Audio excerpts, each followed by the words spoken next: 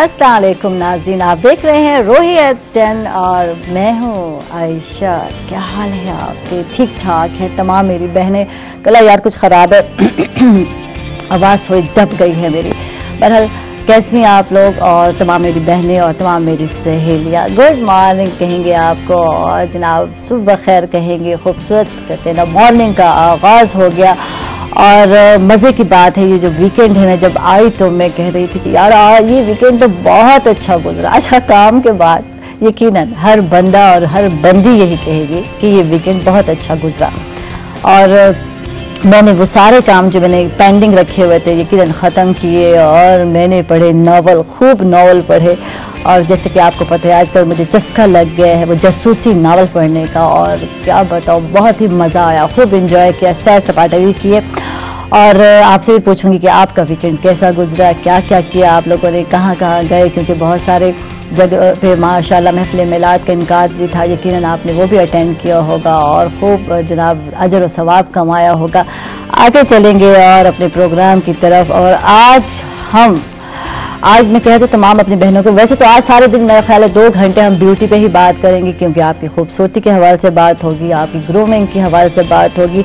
लेकिन अब मैं जिस स्किन डिजीज़ के हवाले से बात करना चाह रही हूँ उस सिलसिले में डॉक्टर साहब भी हमारे साथ मौजूद हैं। मैं बता दूँ आपको कि अक्सर आपने देखा होगा कि सफ़ेद रंग के स्किन पे धब्बे से पड़ जाते हैं, जिसे विटिलाइगो भी कहा जाता है इंग्लिश में, और जिसको लिकोडर्मा भी कहा जाता है। और वैसे इसका अगर उर्दू में कहते हैं तो फुलबहरी जो है, आपने लफ्ज़ सुना होगा, देखा भी होगा, या बर्स का लफ्ज़ जो है इस्तेमाल किया जाता है।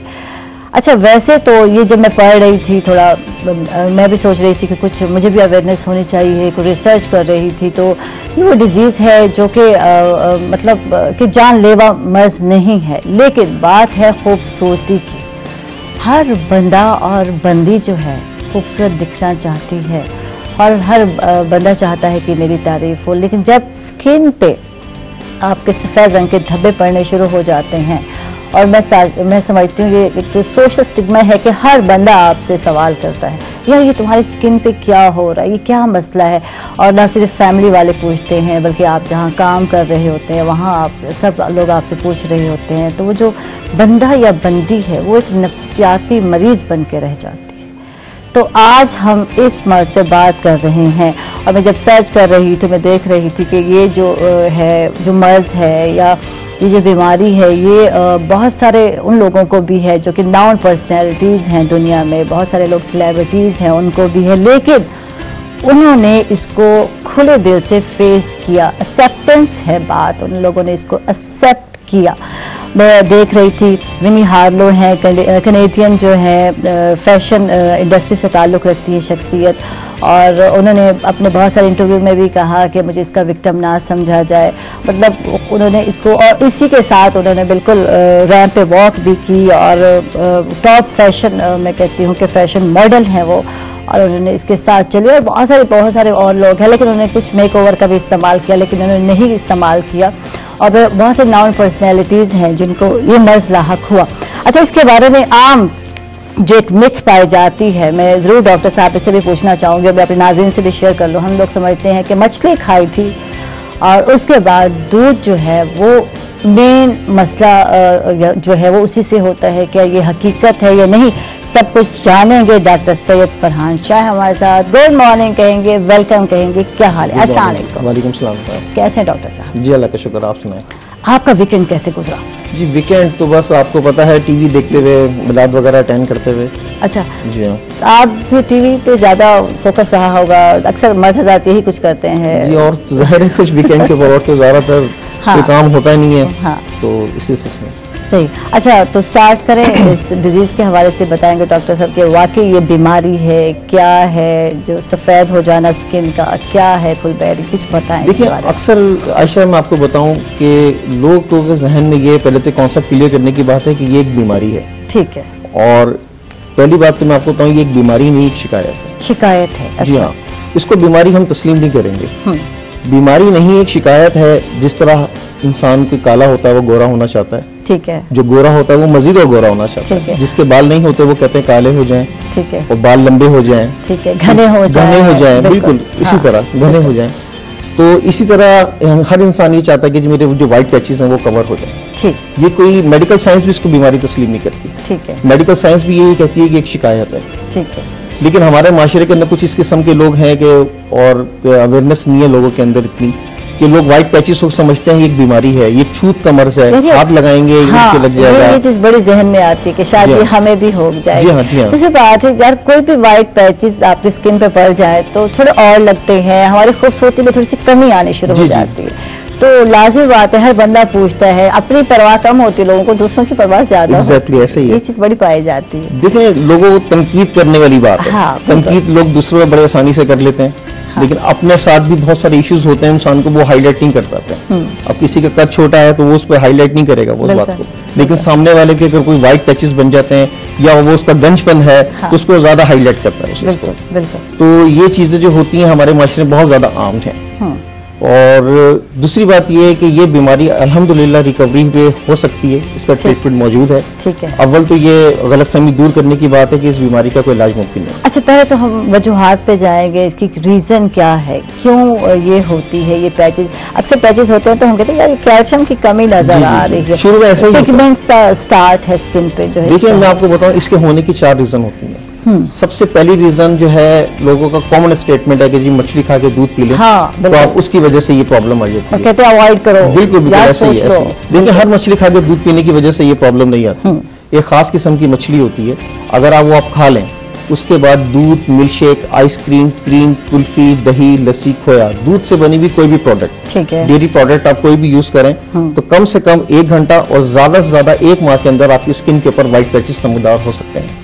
अच्छा, हो सकते हैं, यानी खास किस्म की एक फिश है। जी हाँ, जिसको इसलिए बुजुर्गों ने एक सेफ साइड मशवरा दिया है कि आप मछली खा के दूध पिए ही ना। हाँ, अब हमें क्या पता वो कौन सी फिश है जिसको बाजार में तो आप देखें जो आपको फिश आपको मिल रही होती है, आपको नहीं पता होता कि वो फिश जो है वो किस कंडीशन में थी, बासी थी, फ्रेश थी, क्या थी, आपको कुछ नहीं पता।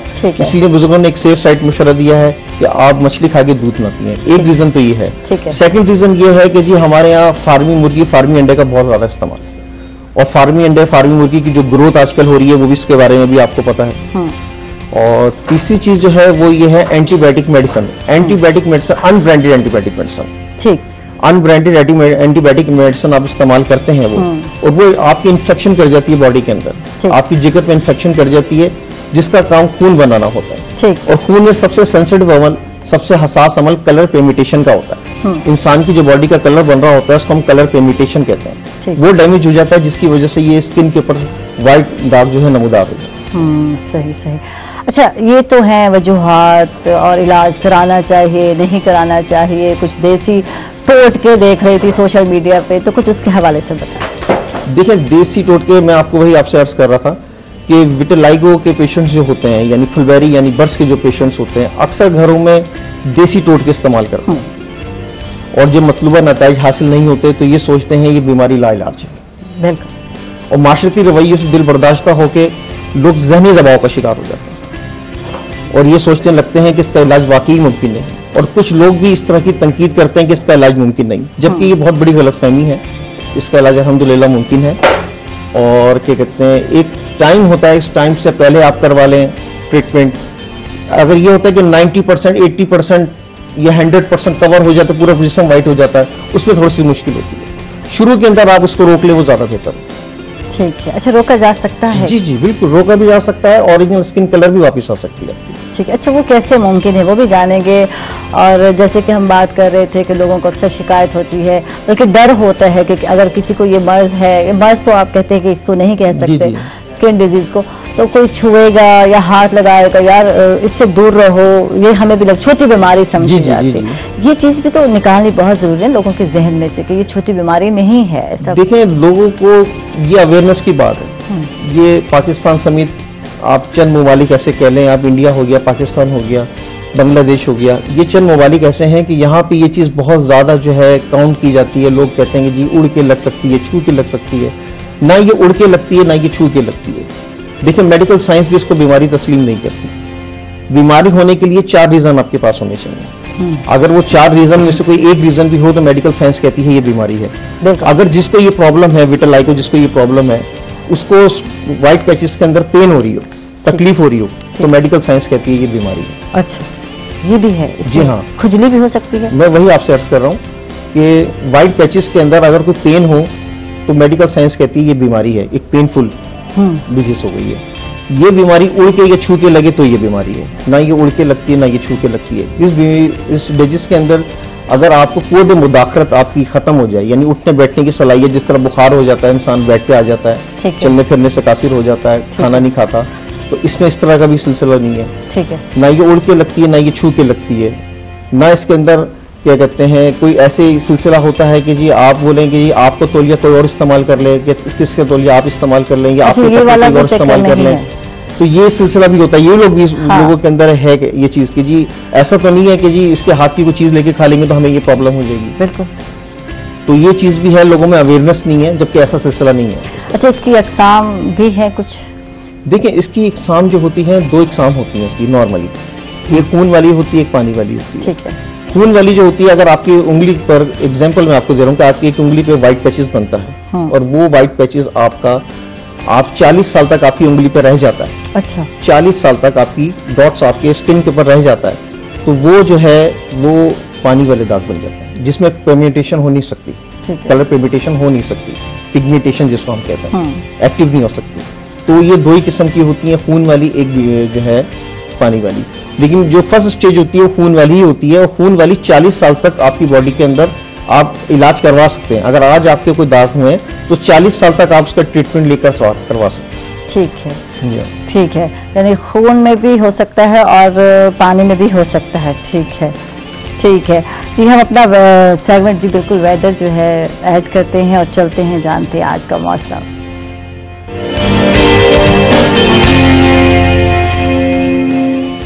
जी इकबाल सादिक हमारे साथ मौजूद है, जानते हैं जी आज का वेदर। जी, मौसम का हाल बताने वालों का कहना है कि आज मुल्तान का मौसम जुज़वी तौर पर अब्र-आलूद रहेगा। आसमान पर जो बादल हैं वो मुंडलाते रहेंगे, ताहम बारिश से नहीं होगी, सिर्फ बादल ही होंगे, जिसकी वजह से जो शहरियों के लिए खुशखबरी है वो अभी नहीं है कि शायद बारिश की वजह से जो यहाँ का मौसम है वो साफ़ हो जाएगा, क्योंकि इस वक्त जो शहर मुल्तान और गिरदोनवाह का मौसम है वो कदरे गर्द आलूद है, उसमें किसी हद तक स्मोक के एलिमेंट मौजूद हैं। अभी ये मौसम साफ़ नहीं हुआ, जिसकी वजह से अभी भी जो शहर के वासी हैं उनको नहीं पड़ेगी, जो खुली फिजा का, खुली हवा का सामना करते हैं, उनको फेस मास्क इस्तेमाल करना पड़ेगा और उनको आंखों पर ग्लासेस लगाना पड़ेंगे जो खुली हवा में सफ़र करते हैं। महकमे मौसमियात के मुताबिक आज जो कम से कम दर्जा हरारत रिकॉर्ड किया गया है वो 24 डिग्री सेंटीग्रेड है। इसका मतलब ये है कि अब टेम्परेचर रोज़ाना की बुनियाद पर गिर रहा है। दूसरी जानिब अगर हवा में नमी के तनासुब की बात की जाए तो वो आज 73% है। अगर आफ्ताब की बात की जाए तो तुलू होने का आज उसका जो टाइम है वो 6:32 है, जबकि आज जो गुरूब आफ्ताब का वक्त है वो 5:24 है। जी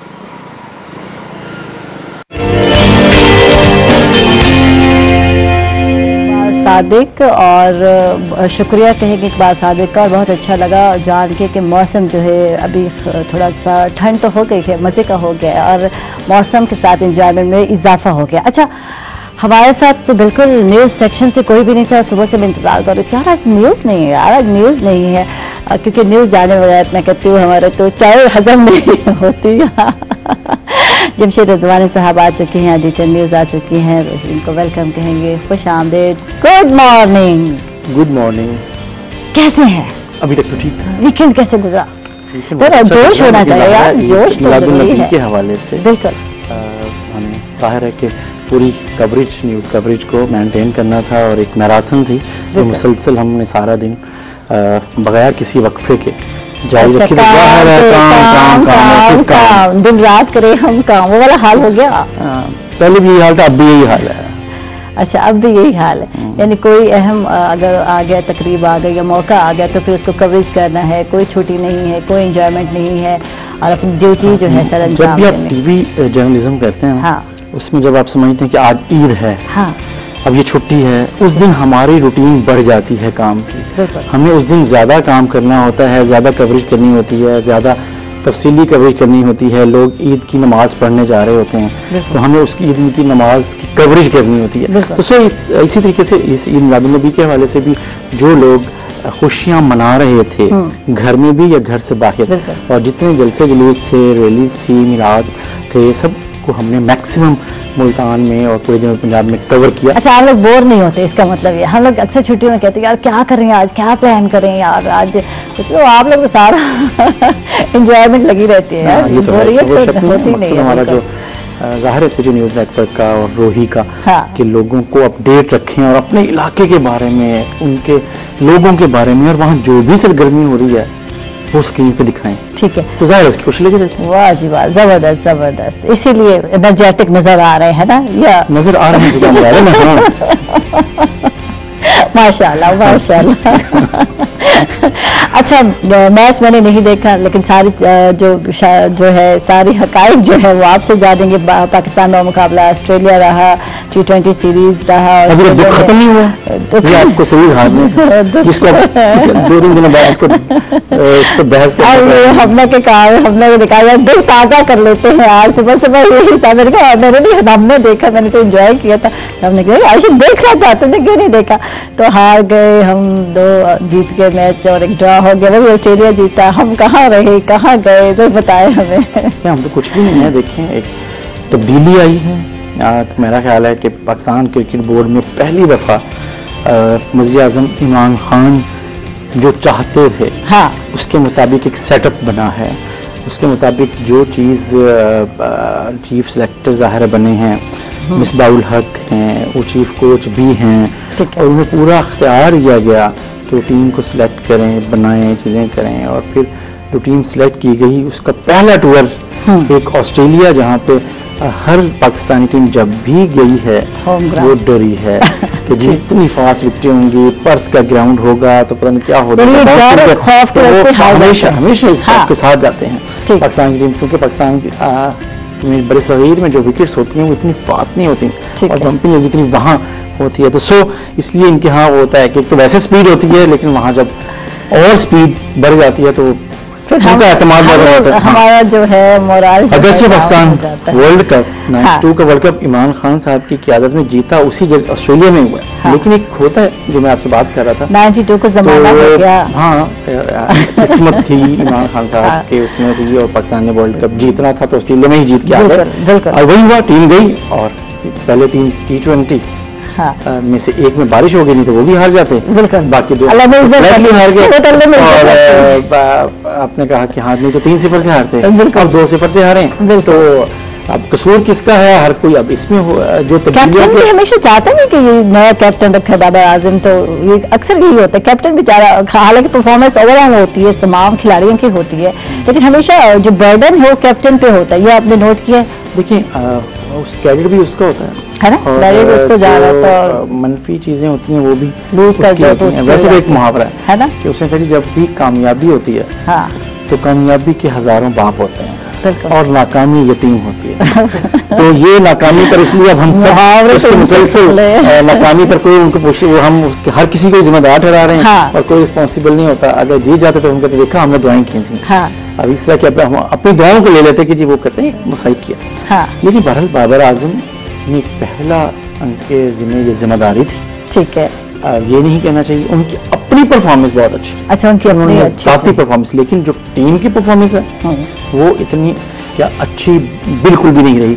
तो लोगों ने बात की कि क्या मतलब जाती परफॉर्मेंस को कप्तान की टीम की परफॉर्मेंस के साथ कैसे जोड़ा जाना चाहिए। नंबर 1 वो कहते हैं कि टीम को भी परफॉर्म करना चाहिए था। तो इसलिए उनकी जो अपनी जाती परफॉर्मेंस है वो भी कहीं नीचे चली गई है और बुरी परफॉर्मेंस टीम की परफॉर्मेंस उन्हीं के खाते में। तो अच्छा, ये ओवरऑल ऐसे ही चलता है यार, हर जगह ऐसे है। अगर हम ओवरऑल जहाँ भी बात करते हैं, जहाँ भी कोई कैप्टन हो, कोई मेन पोस्ट पे हो, तो वो सारा जो है क्रेडिट जो मिलता है उसी को मिल रहा होता है जो अच्छी परफॉर्मेंस का। अपना देख लें जनाब, क्रेडिट तो आपको जा रहा है ना। लेकिन हम बात करते हैं फिर बाबर आजम की। देखें, बाबर आजम इंडिविजुअली इस वक्त दुनिया के उन प्लेयर्स में से है जिसको समझा जा रहा है कि ये बड़ा प्लेयर। पाकिस्तान को बड़े अरसे के बाद एक ऐसा बैट्समैन मिला जो हर तरह की क्रिकेट में, वो टेस्ट क्रिकेट है, वो वनडे है, वो T20 है, परफॉर्म कर रहा है, पाकिस्तान को ऐसी हाँ, अब जरूरत है कि उसके साथ 2 से 3 प्लेयर और ऐड हों जो कभी बाबर ना परफॉर्म करे तो वो कर जाएं और कभी 2-3 में से 2 कर जाएं। हाँ। तो बदकिस्मती ये है कि इस वक्त इस टीम में किसी ने सिवाय बाबर आजम के परफॉर्म नहीं किया। अच्छा, क्या करना था? क्या है, क्यों नहीं इंटरेस्ट ले रहे हो? ये डर या खौफ की वजह से सारा कुछ हुआ है? क्या है, नजर क्या आ रहा है आपको? ओवरऑल क्या नजर आता है जब आप देख रहे होते हैं मैच? तो क्या सोच रहे होते हैं यार, क्या कर रहे हैं, क्या कर रही है हमारी टीम? हमें पता होता है, लेकिन जब ऑस्ट्रेलिया में खेलो तो हमें पता है कि यार वो बाबर को चुप कर ही दिलवा सकता है। जितने नई टीम गई है, हाँ। बाबर आजम को बिल्कुल यकीन भी नहीं होगा आज से 1 महीना पहले, 1.5 महीना पहले कि वो कप्तान होगा और लीड कर रहा होगा। हाँ। ये तो जरूर था कि टीम का हिस्सा मुस्तकिल परफॉर्मर है, लेकिन वो एज अ कैप्टन अपने आप को मेरा नहीं ख्याल कि ज़हनी तौर पे अभी तैयार होगा। वो शायद 1-2 साल के बाद तो समझ रहे होंगे। सही, हम नंबर 1 फिर जाहिर है उसके साथ जो टीम नए लोग हैं, नए लोगों को भी चांस दिया गया। खुश दिल है, मूसा है, हसनैन बिल्कुल नया लड़का है। नए लोगों को, नए लड़कों को एक ऐसे ऑस्ट्रेलिया वार्नर जैसे फिर जैसे बैट्समैनों के सामने उनको खड़ा कर दिया, जहाँ पे मोहम्मद इरफान जो हमारा सबसे समझा जाता है कि काम हमारा हथियार है, उसे एक ओवर में अगर 26 रन पड़ेंगे तो उनके साथ क्या होगा? ठीक है, क्या होगा? ब्रेक होगी। चलते हैं नाज़रीन, छोटी सी ब्रेक।